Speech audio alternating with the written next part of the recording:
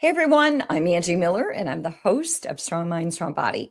And in my upcoming episode, I talked to Kara Rubinstein Deyerin, and she is the founder of Right to Know. And in this episode, the reason why it's so powerful it is about genetic DNA testing. And this is something that affects so many of us. So many people take genetic testing because they want to know more about their health history, but they get a genetic surprise that turns out to be overwhelming and changes the trajectory of their lives. So I hope that you will listen in. And when you're finished, I hope you'll like, follow, and subscribe. I'll see you in the show.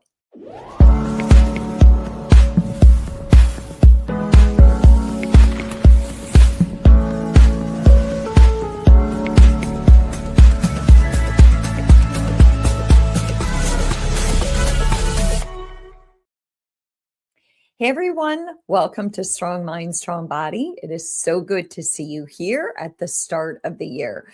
I'm Angie Miller, I'm your host, and today I have a very interesting topic that I want to bring to you. It's called Your DNA Results Are In and Your Life Will Never Be the Same.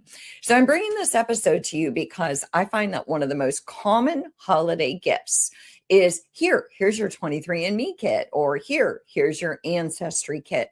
And what we don't think about is that at the end of those results, in a click, you can find out that everything you thought to be true about your life story is not actually the way that you thought it was. So for those of you coaches out there, for you trainers, you could have clients coming in, or you could be experiencing this sort of disruption of your narrative.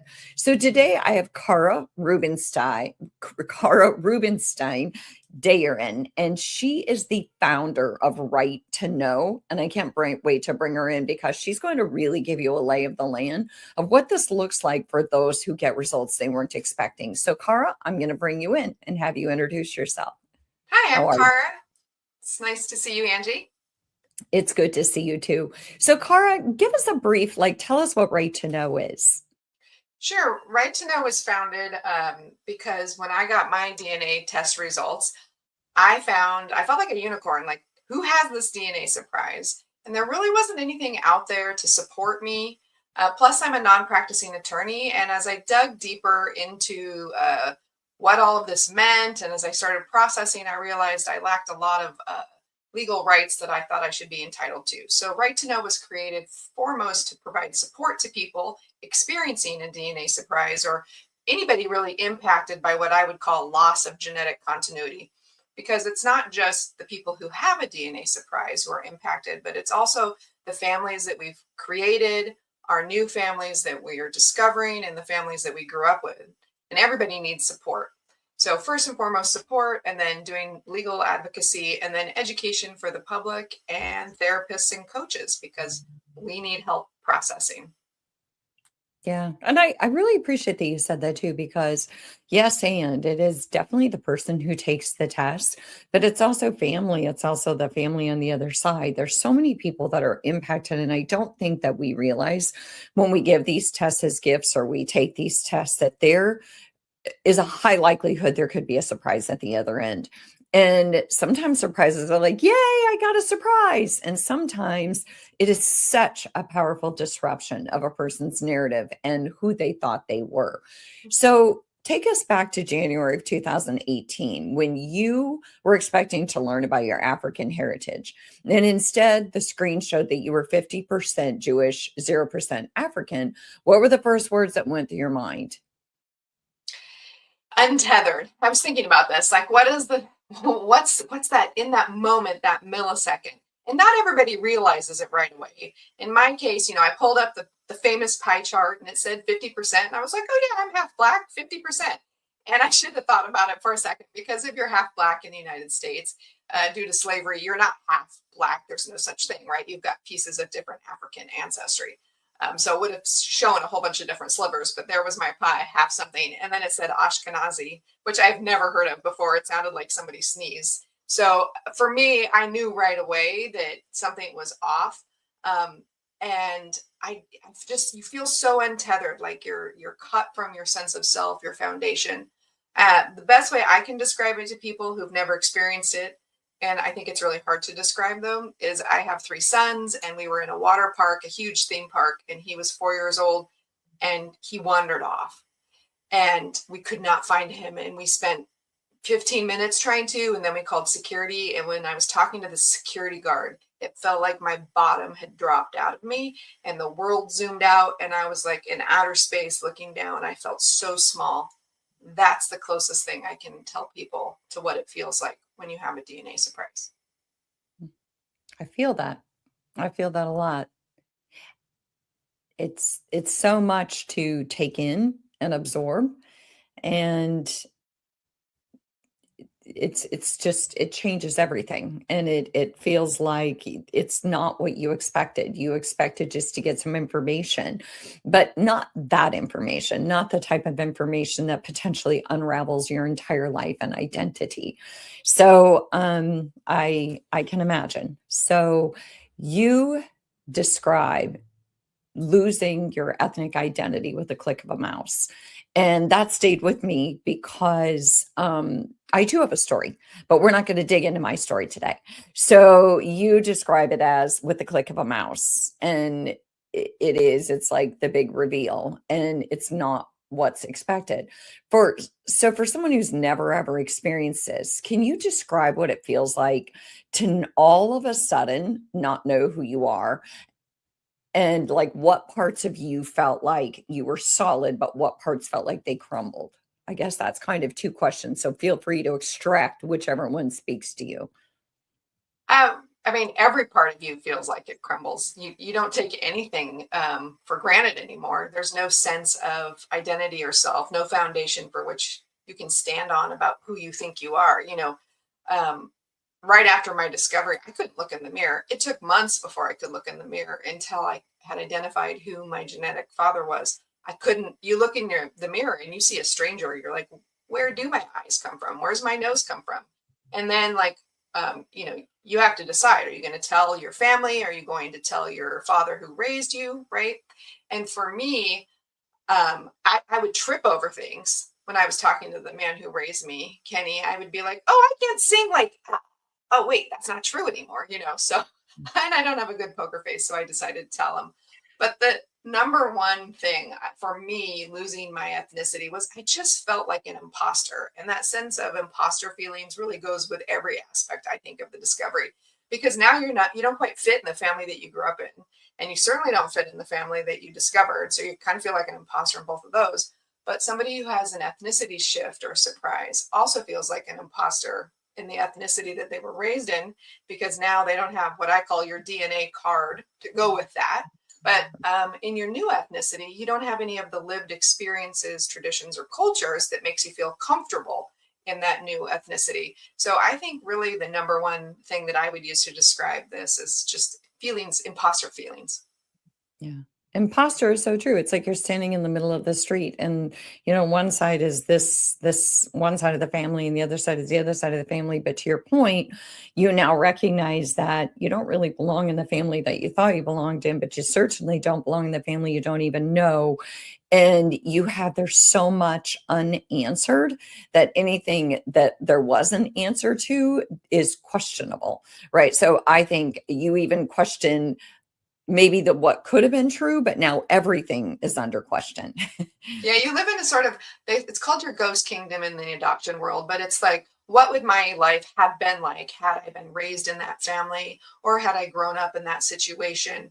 And you imagine it, and that's your ghost kingdom. Adoptees definitely experience that, who grow up knowing that they are adopted. What would my birth parents look like? It's those ripple effects again too, because it's not just you, it's everybody else who's also experiencing that, and everybody else has to shift what they think about their family. If you're the product of an affair like I am, now everybody sees dad differently, right? So there's just so much nuance in these discoveries. Yeah. And I don't know. I'm just curious. This is kind of a side note, but did you find that people sort of told you how to feel? Not just telling you how to feel, but it's like, oh, you're still you, dad's still dad, and all of that stuff is true. And by the way, that's the worst thing to say to somebody who has a DNA surprise, because Right. you're not still you. Yes, you're still you, but everything has changed. And the context for which you defined yourself is now not real in your mind. And you have to take the time to rebuild that sense of identity and self. So, yes, I'm still me, but I'm definitely a different me. So, yeah. Yeah, it almost feels very patronizing, but also maybe gaslighting, which as much as that word is overused, it is sort of. So here's something go ahead. Sorry, I No, think I you was were just gonna say, and like I had a few friends that I ended up having to break contact with because they couldn't understand why I couldn't just get over it. It's not that big of a deal. Just get over it. And that was one of those things that was really hard for me to accept from some close friends that I expected more support from. Yeah. But I really admire that about you. And I do have to pause and say that because you came out fighting and not stuffing. And I think that for many, stuffing seems like the path of least resistance. Like, well, if everybody tells me it shouldn't bother me, and if everybody tells me I'm still me, then I'm just going to be me and I'm not going to let it bother me. And as a mental health professional, I, of all people, should know that I don't think that is the healthiest way. Generally, stuffing doesn't work. And just because someone tells you not to worry about something doesn't mean that your system is able to categorize and just pack it away and say, oh, that's no big deal that the father that I thought was my father is not my father and everybody lied to me my whole life. Gee, kind of a big deal. So, here's something I think wellness professionals need to understand. You are now, and everyone who takes these tests is now an outlier in your family. The only one with a different father, or the one, whatever people's stories might be. Um, does that bring a sense of isolation? And I know you kind of touched on that, but did you feel a sense of isolation for a while? I think a lot of people do. I mean, I definitely felt a sense of isolation and inward turning while you're trying to navigate what am I going to do with this information. And I've had a lot of different crazy experiences in my life, and this is definitely when I talk to somebody on our hotline who calls and says I just had a DNA surprise and their heart's beating really fast. It's like, this is the one time in your life where you need to give yourself permission for it to be all about you, because it's so much that you're dealing with. And so taking that time to really think about how you navigate the situation going forward, who you're going to talk to, building a support network, support system is really important. And then also giving yourself grace, because what you feel like today won't be what you feel like in a couple of months. And, we haven't even gotten into if you decide to reach out to your new family, you know, what the reactions of that family are. They too are processing. It's hard to remember that when you're in the middle of this and you just want answers. You want to know why you look like you do. You want to know why you act like you do. You want to know if you have some crazy medical situation that you didn't know about that you need to grapple with. And so you want answers, but they also just found out they had a DNA surprise essentially too, and they need time to process. And how they react may not be the same. I know plenty of people who they've reached out to family and the family has said we don't want contact, and then a year or two later they do. So how you navigate these situations, you have to have grace with yourself, because your feelings and their reactions and feelings change over time, and that's okay. Well, and that's a big one right there, is that the people on the other side, as much as you're trying to manage this, the people on the other side, let's face it, one of the first things that comes to mind is people's protection of financial health and wealth. And so you come in and say, hey, and they say, oh, grab the wallet. And so you can get the big hand, which can feel both very hurtful, but also infuriating, because sometimes maybe the wallet was the last thing on your mind. But when they behave that way, there's a little bit of maybe self-righteousness that stands up and says, hold on here. So could you speak to that? Sure. I mean, that is a lot of common reaction is, what are you coming for? And 99.9% of the time, people are coming for answers about who they are. We want to be acknowledged. Acknowledgement is really the biggest thing. I mean, we're not a secret. We shouldn't be asked to live our lives in secret. And I always tell everybody, look, we're innocent bystanders in our conception. What our parents chose to do however many years ago is on them. And we don't need to solve their problems or their issues, nor do we need the negative impacts of their decisions. We're here now today, and we need to focus on this today. And so when we reach out, we just start looking for answers. That whole, wait, what are you coming for thing definitely plays a role in it, but nobody's coming for the wallet. We just want to know our history. And really for me, with my lawyer hat on, I think, every child, and I think about this because, like I said, I have 3 kids. If I was to cut off contact with my 3 children, they would not have a legal right to their genetic medical history. And really, this is a big societal issue, right? Every child should have a right to that, because now how we look at our physical and mental health, we know that we need to know those things. We need to know our family medical history. So that's what we're looking for. We're not looking for something from the wallet. And often if people just take a pause and slowly build that relationship, I mean, it's not instant trust, right? Right, Angie? I mean, we just don't trust people instantly, even though they're intimate strangers. That's how I would describe it, because you look and you see yourself and they see you, and you're definitely an intimate stranger. You need to take the time to build trust. And then those sorts of questions fall to the wayside. Yeah. Yeah, absolutely. And that makes a lot of sense, because you kind of touched on where I kind of want to go with this, is that there's such a physical health impact. You go into the doctor says, are your parents still living? What, if not, what age did they pass? Any known conditions? And all of a sudden, there's a blank side or a blank piece of paper where you think, oh, well, I can't answer that. And I have no idea. And to your point, our physical, our mental, our whole entire body, inside and out, is affected by our genetic history. And so to not have knowledge and information of that seems like such a disservice to how we care for ourselves and what we might need to know. So how does that how has that shown up for you? Like, what health decisions have become more complicated for you? I guess I'm not sure. Do you know the other side now? Do you know what your other 50% is now? Yeah, it took me about 6 months to confirm who my father was. I had about 30,000 relatives. Welcome to being Jewish, due to endogamy. But none of them were close enough for me to identify who my father was until I got a close match, just luck of the draw. And from there, I was able to identify that my father was Sam Rubinstein. And unfortunately, he had passed away. And within a year of my discovery, my only brother also passed away. And the family did not want contact with me. He was somewhat known in Seattle, where I'm from. And so there's a lot of articles and information written about him. So I've been able to garner some information. So, for example, he died of kidney failure. That's important information for me to know. And really, when I was processing this, my youngest son had a medical condition, and they were trying to figure out how to address it. And having that little piece of information really helped for them to identify what it wasn't.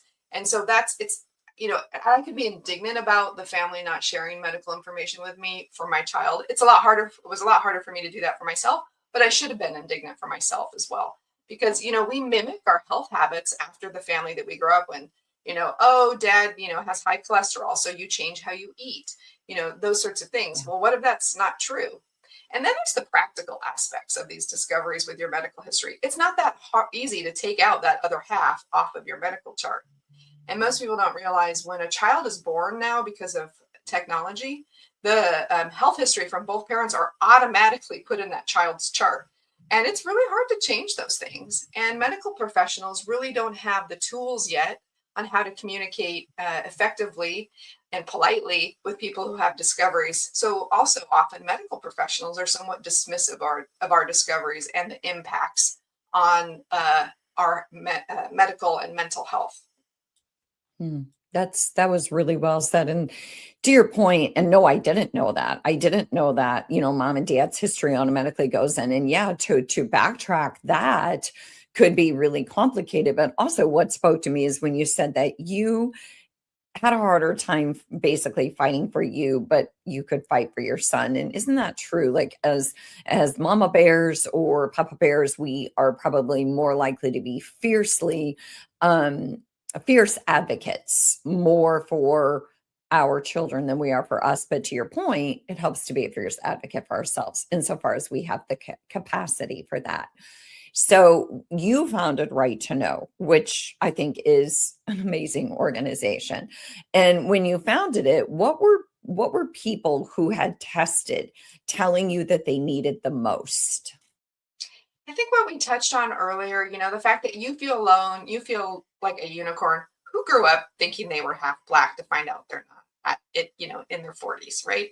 So you just feel all of these emotions. And like you were saying earlier, you feel like maybe they're not the right things and there's so much noise out there. And so just really that validation of I have a right to these feelings, and I have a right to process them, and I need support in doing that. And really the understanding, it's almost like the cycles of grief. This is a process. It's been 6 years for me, and I still have my moments. I mean, the other day I just woke up so angry at my genetic father for having created the circumstances. We can have and feelings, right? They don't have to be or feelings. So I'm grateful I'm here. And I was also quite angry when I really sat down and thought about it that day, about all the things that I've had to deal with because of the situation that my parents created.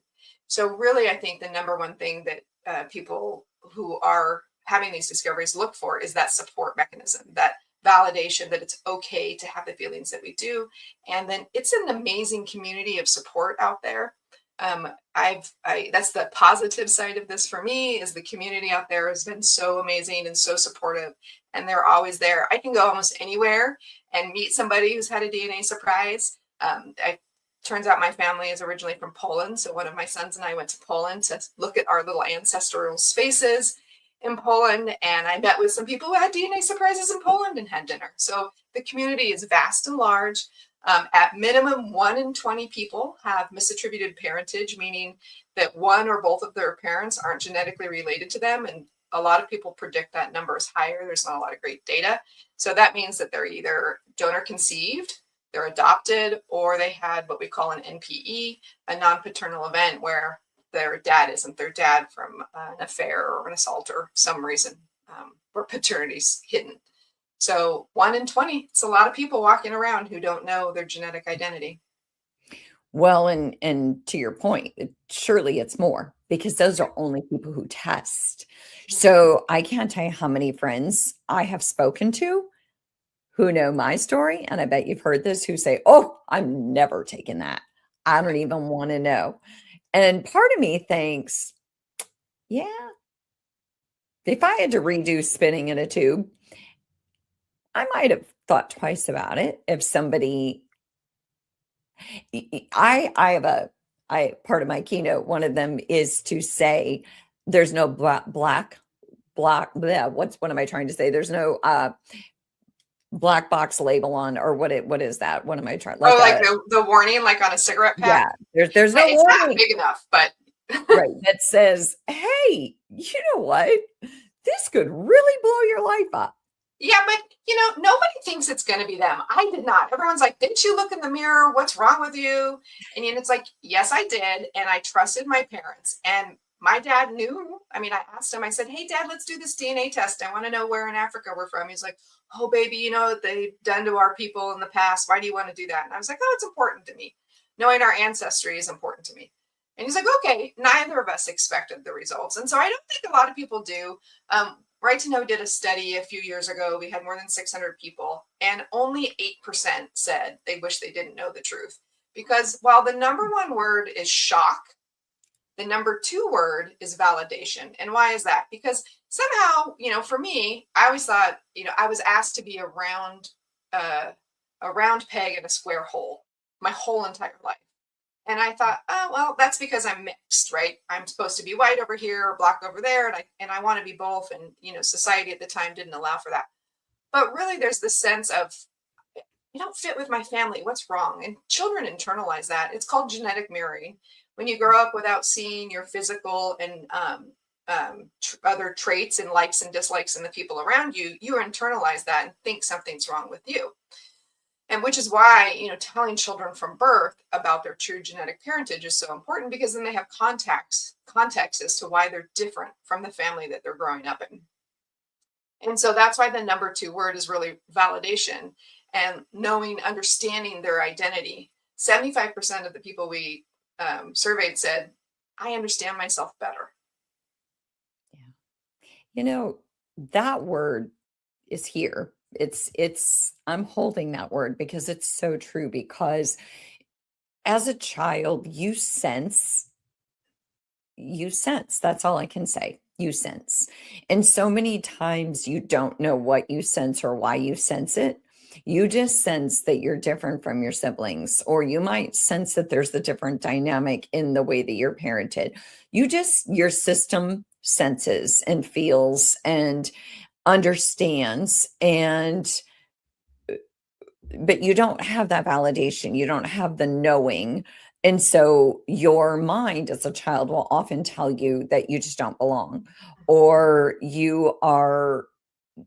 that you don't belong. And that sense of not belonging as a child can be extremely destructive. So I can see why probably only 8% would say they didn't know. I guess that makes sense to me when you present it that way. So thank you. That makes a lot of sense. We have a lot of trainers and coaches who listen, and I want to get practical for a minute. If you have a client who discovers misattributed parentage, what might you notice? So can you speak to the trainers, or maybe let me reframe that if you don't mind, Kara. What does this kind of identity trauma look like in someone's life and behavior? What could a trainer or wellness coach expect? Well, you have shifts in your concept. So you're questioning who you are, where you belong, what traits are really you. I don't know who I am anymore. Everything I thought I know feels fake. I feel like an imposter. Sometimes people distance themselves from family labels, cultural identities, or traditions that they once embraced as they're trying to navigate, who am I now? Who do I want to be in the future? What pieces am I taking with me? I mean, one of the best descriptions I've heard about a DNA surprise is it's as if somebody took the pages of your life, ripped them up, threw them in the air, sucked out half of them, and threw in some new ones. And so what your task is now is to put that book back together. And that takes time. And sometimes there's a sense of urgency, that immediacy. I need answers now. And without them, we feel very lost. Some people have a heightened sense of emotional reactivity, right? They're easily triggered by topics that were neutral in the past, like family stories or ancestry, medical history, Mother's Day, even your birthday. I know people who no longer celebrate their birthday after their discovery. And some people have the opposite, where they have emotional numbing. They're detached from everything. They're intellectualizing their experience rather than really trying to feel it. And then there's the changes in your relationships, changes in if you're married with your significant other, or if you have a long-term relationship. I've had people who've had ethnicity shifts where their spouse or significant other says, I didn't choose to date somebody of that ethnicity, right? And we've already talked about friends, the children that you are raising, the siblings you grew up with, new siblings. The ripple effects can go on and on. And then sometimes there's also cognitive overload. People have trouble concentrating. They have decision fatigue. They're forgetful. They might appear scattered. And then there's the repeating your story or your past. One of the stages I feel like people go through is when they first have their discovery and they're public about it. They tell everybody. I call it the postman effect. Everybody, including the postman, I had a DNA surprise. I had a DNA surprise. I met my dad. They're telling their story over and over again. And then, as I mentioned before, we go through the stages of grief. And obviously, everybody knows those aren't linear, so we have them in different moments and different times. Disenfranchised grief is a really big issue for us because, the fact, I think about it this way. If somebody's father died when they were a baby, they would be allowed to grieve that father. But society doesn't give me the grace of being able to grieve the father that I never met. They don't understand it. And it's an ambiguous loss, right? We don't have closure for this. And so not having that acknowledgement from society is also really difficult as well. Well, and I think wow, that everything you said was so perfect and spoke to me personally. But also I would venture to say too, especially like trainers, your client may not even be a person who opens up a lot. They might not even tell a lot of personal things, but I would almost venture to guess this would come up because I know for me personally, I've had this experience where I am more likely to tell a perfect stranger because I want to hear it come out of my mouth. And I want to get comfortable with saying it because I suppressed it for so long. And so I'm more likely to tell a perfect stranger, but I always use humor. Humor is always my buffer. So I will make a joke, and the other person will often have this look like, I'm not sure what to say. And, but I will then cover it up with humor, like, oh, blah, blah, blah. But deep inside, it's was part of my healing to be able to say it out loud after suppressing it for so long. But I have to ask one more thing in line with that. Then you had mentioned a couple of things that we don't want to say to people.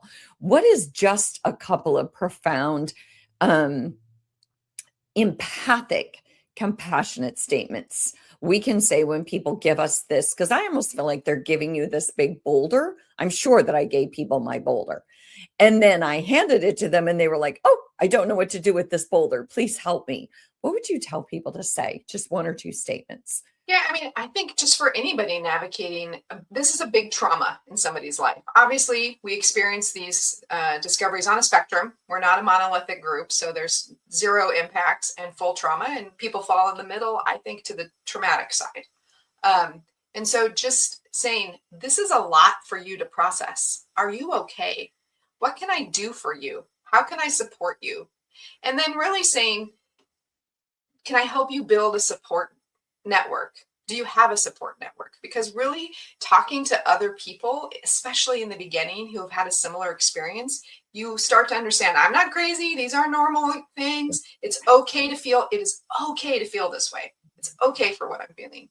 And that's, I mean, your feelings are valid. And that's what people really need to confirm with somebody else who's dropped the boulder on them. What you're feeling is okay. How can I support you? What do you need today? What can I do for you today to help you? And listening without judging is really important because, again, that repetition, I was laughing when you said say it out loud, because when you say it out loud, it makes it so real. And the first time I was asked to tell my story, it was like a year after my discovery, and it sticks right here. And you can't do it. You can't do it. My husband had to do it for me because we were in a group.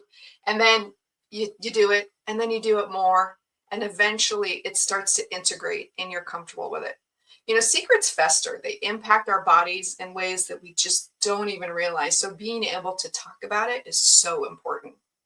Yeah, they do fester. And, you also, for me, I was more concerned with the impact of the secret that my mom had to hold till death, which is ironic. Instead of feeling angry or I felt empathic and compassion for, oh my goodness, you had to pass with the secret. And what would have made that secret so dark and so scary that you would have chosen to die with it? And so I'm not sure we would need a lot of unpacking on that one, but I'm sure. Did you have any of that, or did you experience that? I feel like we need to have grace with our moms.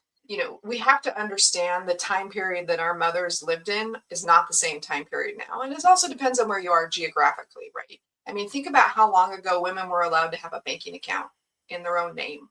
So, and the sexual activity of what women were allowed to do or experience, 50 years ago, 30 years ago, even. And so we have to understand that what our mothers were navigating and the decisions that they made were based on that time period, which is really hard if you look at today, especially if you live in a liberal space. If you live in a more conservative space, it might be still experiencing some of those things. And so, I kind of laugh a little bit. Women, weren't supposed to have premarital sex, right? Men were. So how did that work out, right? Because being gay wasn't okay either. So there's that time period too called the baby scoop era, where women who got pregnant were forced, they were sent away. There's a great book called The Girls Who Went Away, if people are interested in learning about that, and had their babies, and then they were told, you will never talk about it again, right? And that's what a lot of women from that time period navigated. I try to think, if you're in your 20s or your teens and you were having a good time, let's not be judgy, right? This isn't a space for judgment. It's a space for healing. The biggest issue for me with moms is own what you did or what the experience was or what the experiences were surrounding the conception and talk about it. Moms need healing too. They need to reach out to therapists and coaches just as much as the people with this surprise, because often they have a lot of unprocessed trauma. Maybe the child was the result of an assault. So moms really need to take the time too to focus on healing, because as you said, they've held that secret for so long, and that secret is not ours to keep. Again, we are not a secret. And so it is our decision whether or not we share our DNA discovery. It's not our parents. Yeah. But they need help too. I am so glad that well, I would have accepted anyway. You would have answered that question, but I am so glad that you answered it in a way that explained that empathy and compassion for each person's experience is really important. And I truly do believe that if you don't have empathy and compassion for your mom, it's going to be hard for you to have empathy and compassion for yourself throughout this situation. And there can be also there could be times when you feel angry, sure. And it doesn't mean that it's the only feeling you're going to have. So go ahead, Kara. Oh, I'm just going to say that trust between your parents, it's so strong. It's the first relationship we have. So those people whose parents affirmatively kept that a secret, I don't think my mom did.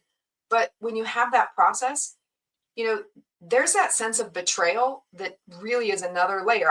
There's so many layers, right? And that really needs to be addressed as well to rebuild that sense of trust, which is why disclosure early on is so much more important, because I've seen, for example, in donor conception, parents who choose not to disclose, the likelihood that it's going to impact the adult-child relationship is really high. And so if you want a strong adult-child relationship let's face it, that's when we're with our children the most, having an honest relationship, that parent-child relationship based on trust is so key. Yeah. So well said. So well said. I hope that this gives moms and people who test an opportunity to really sit and reflect. So I have one last thought or question for you, Kara. Consumer DNA testing is everywhere now. It's a holiday gift. It's a curiosity. It's an ancestry adventure. What do you wish companies like 23andMe and Ancestry would tell people before they swab, or back in the day when I did it, I spit? What would you tell them? Well, I mean, we touched on this a little bit, right? I said only 8% wish they didn't know the truth. And so for me, I've talked a lot with the people who run Ancestry, Family Tree DNA, 23andMe. They're making money off of our secrets, right? And they really need to step up and do more to support us. That's my number one wish for the companies out there, is they need to support the consequences of, or the unintended consequences of their product. And it's a big multi-million-dollar business, and they need to support people who are having these discoveries in much stronger way than they are now. There is a tiny little label warning. I'm not sure having a bigger warning would do anything, because most of us think it's not going to be us. Yeah, that makes sense. So, Kara, you are a wealth of knowledge, a wealth of information, and your advocacy comes from a very personal place, which I think is always very impactful. If people want to reach out to you or they want to know more about Right to Know, can you tell them how to reach you? Yeah, the website is www.righttoknow.us.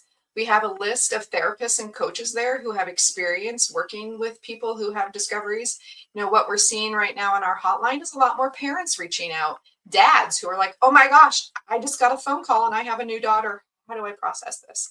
And we want to make sure we have support for everyone out there. We also have a conference coming up, which we do every 2 years. So March 19th through the 22nd, it's called Untangling Our Roots. The website is untanglingourroots.org. And it's 3+ days of amazing speakers. Angie will be there, along with so many other different people like Lisa Brenner. You should watch her movie if you haven't seen it, My Big Happy Family. And she'll be there to talk about her movie, and so many amazing experiences for people. That's, like I said, 3+ days of education, entertainment, and really support, because you don't realize what you're carrying on your shoulders with your discovery until you're in a room with 200 people who have all experienced the same thing, and you can just be you. Yeah, I know. I'm looking forward to that experience for the first time in my life. So, Kara, thank you so much for joining us. And thank you to our Strong Mind, Strong Body listeners.